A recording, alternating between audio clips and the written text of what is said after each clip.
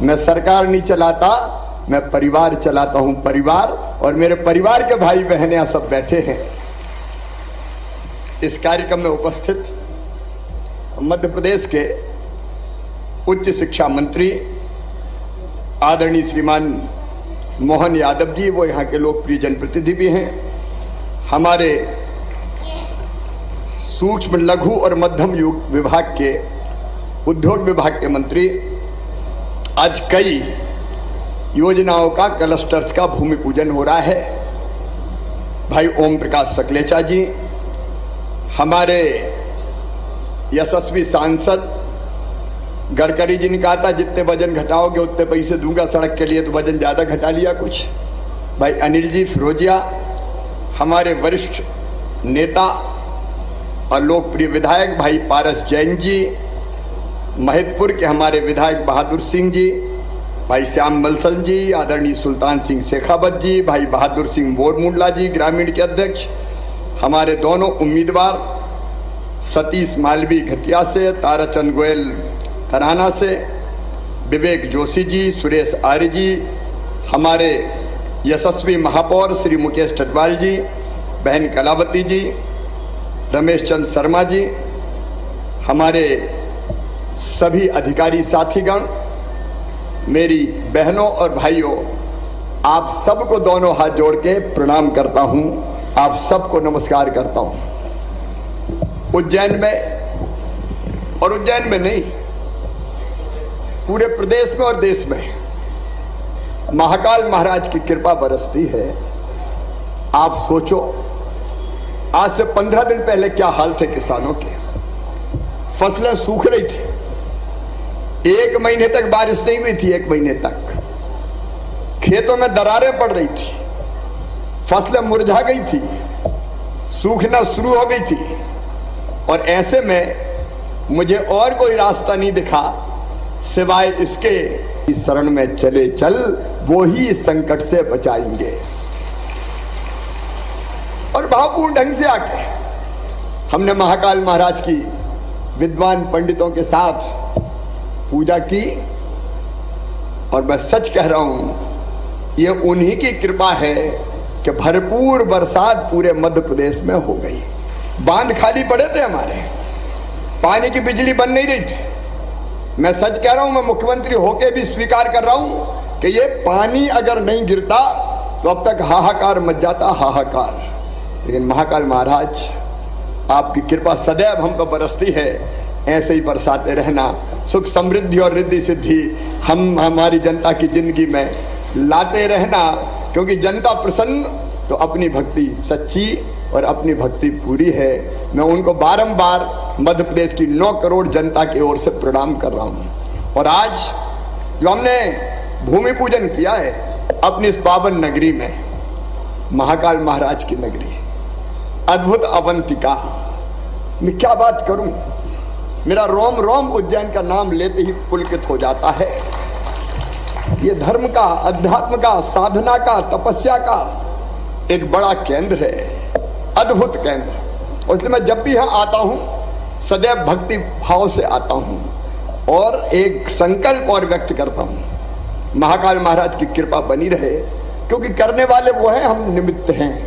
लेकिन निमित्त बन के भी मैं कह रहा हूँ, उज्जैन में अभी जो काम हो रहे हैं, और तैयार रहना भैया, मोहन जी, पारस जी, अनिल जी, अभी और आऊंगा, मेयर साहब, और भूमि पूजन करूंगा, चिंता मत करो। विकास के काम लगातार होते रहेंगे, यहाँ रुकेंगे नहीं। आज ही 500 करोड़ से ज्यादा रुपए के हो रहे हैं, 500 करोड़ से ज्यादा रुपए के। कांग्रेस के जमाने में कमलनाथ जी से कोई 25-50 हजार का काम भी मांग लो तो वो रोते ही रहते थे, कहते थे मैं क्या करूं, मेरे पास पैसे ही नहीं है, मामा खजाना खाली कर गया। अरे उनका मामा नहीं, औरंगजेब हो गया जो खजाना घर ले गया। वो रोते ही रहते थे, मेरे पास कुछ नहीं है। मैं महाकाल महाराज की कृपा जो हम पर बरसती है उसके आधार पर कह रहा हूं, हमारे पास पैसे की कोई कमी नहीं है, महाकाल महाराज की कृपा बरसती है। और इसलिए आज चाहे वो हमारा भक्त निवास का शिलान्यास का कार्यक्रम हो, फैसिलिटी सेंटर अभी जैसा आपने वीडियो में देखा कई तरह की सुविधाएं विकसित कर रहे हैं, लेकिन इसके साथ साथ ओम प्रकाश सकलेचा भी बैठे। कई लघु और कुटीर उद्योग अब मध्य प्रदेश की धरती पर बड़ी तेजी से आ रहे हैं और हम प्लास्टिक क्लस्टर, नीवन बासा इंडस्ट्रियल क्लस्टर अलग है, ये अलग अलग इंडस्ट्री के यारी में नाम लूंगा तो बहुत समय लग जाएगा। इन सब इंडस्ट्रीज में भी काम प्रारंभ होगा, उद्योग लगेंगे और बच्चों को उसका लाभ मिलेगा रोजगार के रूप में। पूरे राज्य में, आज केवल उज्जैन में कार्यक्रम नहीं है, पूरे राज्य में आज 15 MSME क्लस्टर का हमने भूमि पूजन और लोकार्पण किया है। 552 उद्योग इकट्ठे, आज 552 उद्योग लगने वाले हैं और 552 उद्योगों में छोटे ही उद्योग हैं। 28,300 बच्चों को रोजगार मिलेगा। यह रोजगार देने का भी कार्यक्रम है और राज्य स्तर पे 1,708 इकाइयां जो बन गई है उनका लोकार्पण हुआ है और उसमें भी लगभग 16,375 बच्चों को रोजगार मिलेगा। 307 इकाइयों का राज्य स्तर पे भूमि पूजन है, उसमें भी 6,310 लोगों को रोजगार मिलेगा। उज्जैन में भी ये अध्यात्म का केंद्र तो है ही, लेकिन अब उद्योगों का केंद्र फिर उज्जैन बनने जा रहा है। एक के बाद एक अनेकों नए उद्योग महाकाल महाराज की कृपा से विक्रम उद्योगपुरी में और अन्य स्थानों पर लगातार चले आ रहे हैं। और देखो महाकाल महाराज की कृपा तो देखो, रोज 1.5 लाख भक्त आ रहे हैं, शनिवार और इतवार को 3 लाख हो जाते हैं। और अकेले सावन के महीने में कितने भक्त आए भाई? 2.25 करोड़। अकेले सावन पे 2.25 करोड़ लोग आए और महाकाल महाराज की पूजा करके गए। और ये 2.25 करोड़ आते हैं तो महाकाल महाराज की पूजा तो करते ही हैं, लेकिन आपको पता है उज्जैन की पूरी अर्थव्यवस्था को बदल कर रख दिया है। पूरी अर्थव्यवस्था उज्जैन में होटलों में जगह नहीं है, नए नए रिसोर्ट बन रहे, घरों में ही होटल के कमरे बना लो भैया। श्रद्धालु आए तो खूब भोजन भी कराओ और अपनी आमदनी भी बढ़ाओ। 3,000 करोड़ रुपया उज्जैन में अतिरिक्त आने वाला है। 3,000 करोड़ रुपया। होटल, रेस्टोरेंट, चाय, नाश्ता, भोजन, फूल, प्रसाद, सारी चीजें बिक रही है जैसे महाकाल महाराज की कृपा बरस रही है उज्जैन पर। और ये सोच लेना, मैं बहुत सोच समझ के कह रहा हूं और यहां से कह रहा हूं, हृदय से कह रहा हूं, भाषण नहीं दे रहा। महाकाल महालोक के बाद जिस बात में मैं बोलूं नहीं तो बोलूंगा कैसे भैया? अब देखो ये परिवार ही तो है। मामा बोल रहा, बोल ले अभी त्रिशूल ले लो और डमरू, मैं जरूर लूंगा। अरे और कोई मुख्यमंत्री होता तो कहीं त्रिशूल डमरू देने को आ सकता था क्या? लेकिन ये तो अपना परिवार है भाई, परिवार। डमरू भी ले जाऊंगा, त्रिशूल भी ले जाऊंगा और जरूरत पड़ी तो भोले बाबा की भक्ति में लीन होकर डमरू बजाऊंगा भी। लेकिन कांग्रेसी बड़े परेशान है। अब महाकाल महालोक पे आरोप लगा दिए, शर्म नहीं आई कांग्रेसियों तुम्हें? जिस महाकाल महालोक ने उज्जैन की सूरत बदल दी, वहां आरोप लगा रहे हैं गड़बड़ हो गई, गड़बड़ हो गई, गड़बड़ हो गई। अरे महाकाल महाराज गड़बड़ करने वालों को भस्म कर दें, कोई छोड़ेंगे क्या वो? लेकिन ये लोग और कुछ नहीं मिलता, गड़बड़ हो गई, मूर्ति गिर गई। अरे कांग्रेसियों, कुछ तो शर्म करो, कुछ तो सोचो, कम से कम मंदिर तो छोड़ दो, भगवान को तो छोड़ दो। लेकिन झूठे आरोप लगाते रहते हैं। जलने वाले जला करें, हम रुकने वाले नहीं है। महाकाल महालोक के दूसरे चरण का भी लोकार्पण होगा, धूमधाम से होगा मेरे बहनों। और आज फिर कह रहा हूं, महाकाल महाराज की कृपा से हमारी अवंतिका, हमारा उज्जैन 3 लोक से न्यारा होगा, 3 लोक से न्यारा। जरा जोर से ताली बजाओ, महाकाल महाराज को प्रसन्न करो। बोलिए महाकाल महाराज की। उज्जैन अब रुकने वाला नहीं है, विकास के पथ पे बढ़ गया है। आप देखना ऐसे वैभव से संपन्न होगा अपना उज्जैन, वैभव से संपन्न होगा, कोई दरिद्र नहीं रहेगा यहां, मैं सच कह रहा हूं, मैं यहां से कह रहा हूं। इतने काम धंधे चालू हो रहे हैं। और कल ही आदिगुरु शंकराचार्य जी महाराज पधार गए मानधाता पर्वत पर ओंकारेश्वर में, साक्षात जैसे उनकी भी कृपा बरसी हो। हम धर्म अध्यात्म के क्षेत्र में भी काम करेंगे, लेकिन जनता की सब समस्याओं का समाधान भी करेंगे। आज देखो कितनी बड़ी संख्या में मेरी बहनें बैठी है। बहनों, ये तुम्हारा दौर है, तुम्हारा दौर। जोर से ताली बजाओ।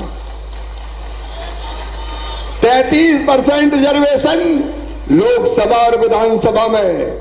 एमएलए एमपी बैठे, सावधान रहना, कहीं रिजर्व हो गई तो गोली लड़ेगी। लाडली बहना जैसी योजनाएं जो बहनों की जिंदगी बदल रही है। अरे बहनों, मुझे जरा दिल से बताना, अपन तो बात करते हैं, लाडली बहना योजना अच्छी है कि नहीं बताओ? ये पैसा नहीं दिया मैंने, मेरी बहनाओं, तुम्हारा सम्मान तुम्हें दिया है, तुम्हारा मान तुम्हें दिया है। छोटी छोटी चीज के लिए क्यों मेरी बहना हाथ फैलाए? 1500 की जरूरत पड़ गई तो गरीब बहना को, निम्न मध्यम वर्गीय बहना को हाथ फैलाने पड़ते थे। बच्चों के कपड़े खरीदना है, स्कूल की किताबें चाहिए, कोई खिलौना चाहिए। अरे मुझे ऐसी ऐसी बहन मिली जिन्होंने कहा मामा हमने दुकान धंधा चालू कर दिया। मैंने कहा क्या कर दिया? तो एक बहन लगा रही है सब्जियों का ठेला। बोले अब तो मेरी रोज की आमदनी 100-150 रुपया हो गई। एक ने चाय की गुमटी खोली। एक बहन बोली मैंने बचा के सेकंड हैंड सिलाई की मशीन खरीद ली और अब सिलाई कर रही हूं और आमदनी बढ़ा रही हूं। ये केवल योजना नहीं है, ये आपकी जिंदगी बदलने का प्रयास है। और ध्यान रखना, भैया यहां रुकने वाला नहीं है। मैंने पहले ही कह दिया था, पैसे की जुगाड़ कर रहा हूं, जैसे जैसे होती जाएगी वैसे वैसे बढ़ाऊंगा। अब बढ़ा के कर दी 1250 रुपया हर महीना।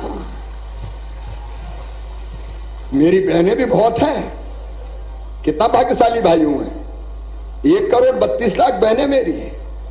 इसके बाद भी कई रह गई, कह रही एक बार और खोल दो, हम तो रह गए।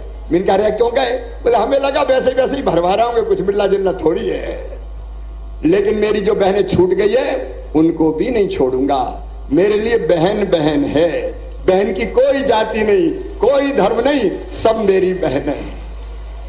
उनकी जिंदगी बदले ये हमारी कोशिश है। और 1,32,00,000 बहनों के खाते में 1,000 रुपया महीना भी डालते तो लगभग 15,000 करोड़ आते हैं। अब तो 1250 हो गए तो 16,000 करोड़। और जैसे ही पैसे की जुगाड़ हुई 1250 से बढ़ा के करूंगा 1500, फिर 1500 से बढ़ा के करूंगा 1750, फिर 1750 से बढ़ा के करूंगा 2000, फिर 2000 से बढ़ा के करूंगा 2250, 2250 से बढ़ा के करूंगा 2500, 2500 से बढ़ा के करूंगा 2750 और बाद में कितने करूंगा? जोर से बोलो, 3000। ये कांग्रेस की नहीं, ये शिवराज की गारंटी है। जो कहा है वो करेंगे। और भाई चिंता मत करना, बहनें बड़ी दयालु है, ज्यादातर पैसा अपने काम आने वाले हैं। और मेरी बहनों, मैंने एक इंपैक्ट असेसमेंट करवाया कि इससे बहनों की जिंदगी में क्या परिवर्तन आया। तो मैं एक राज की बात बताऊं, कई बहनों ने, हमने सर्वे करवाया तो उन्होंने कहा कि हमारी जब से ये पैसे आ रहे हैं तो घर जरा पूछ पड़क बढ़ गई है, इज्जत बढ़ गई है घर। सासू मां भी अब प्रेम से बोलती है, बहू कैसी हो, आ गए कि नहीं आए। और एक बहन ने कहा कि अब तो सासू मां कहती कि रोटी में घी चुपड़ के दो बहू को भी। और साहब भी जब बाहर से आते हैं तो उनका प्रेम भी थोड़ा बढ़ गया है। गुड्डू की मम्मी कैसी हो, कोई परेशानी तो नहीं है। देखिए, पैसा परिवार को सशक्त करने के काम आएगा। यह कोई फ्री बांटने की चीज नहीं है। यह जो बुनियादी जरूरत है परिवार की, उस बुनियादी जरूरत को पूरा करने का अभियान है। मैं जानता हूं मेरी बहनाओं, तुम पैसा फालतू खर्चा नहीं करोगी, तुम पैसा सही काम में, घर की उन्नति में लगाओगी, बच्चों की पढ़ाई लिखाई में लगाओगी। परिवार संकट में आया तो पति देव की तरफ भी हाथ उठा के कहोगी चिंता मत करो, मैं तो हूं, ले जाओ पैसा।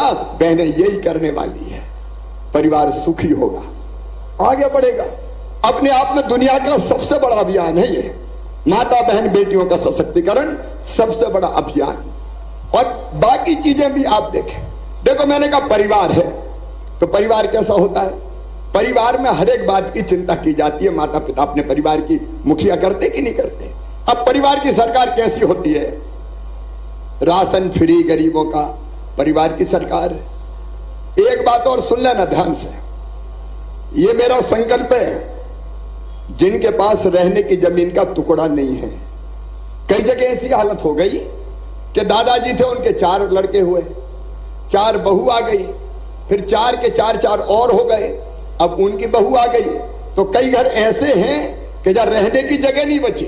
और जब ये बात मेरे ध्यान में आई तो हमने तय किया कि एक परिवार मतलब पति पत्नी और उसके बच्चे, अगर उनके पास रहने की जमीन नहीं है, छोटे से घर में कई लोग रह रहे हैं, तो उनके पट्टा देके जमीन का मालिक बनाएंगे, रहने की जमीन की व्यवस्था उनकी करेंगे।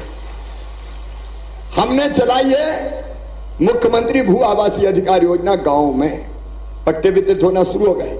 शहरों में 2 मॉडल पे काम करेंगे हम, क्योंकि शहर में जमीन की कमी है। हालांकि एक बात और बताऊं, माफियाओं से हमने 23,000 एकड़ जमीन छुड़ाई है। माफिया थे जो गड़बड़ करते थे, कब्जे, इस जमीन पे भी कब्जा कर रखा था, ये सभी पे भी कब्जा कर रखा था, हटा दिया कब्जा, और अब ये सारी चीजें बन रही है।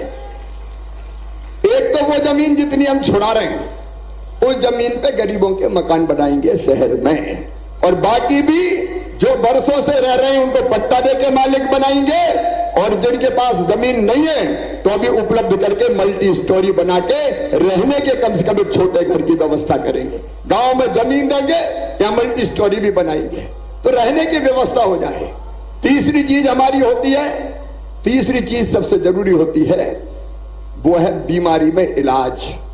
आयुष्मान भारत योजना, 5 लाख रुपए तक का इलाज निःशुल्क, मुख्यमंत्री स्वेच्छानुदान लगातार। और अभी आचार संहिता के पहले ही भाई एक कार्यक्रम के लिए और आना है, मेडिकल कॉलेज के लिए, तो मेडिकल कॉलेज का भी भूमि पूजन यहाँ पे करना है, ताकि संभागीय मुख्यालय पर मेडिकल कॉलेज की हो।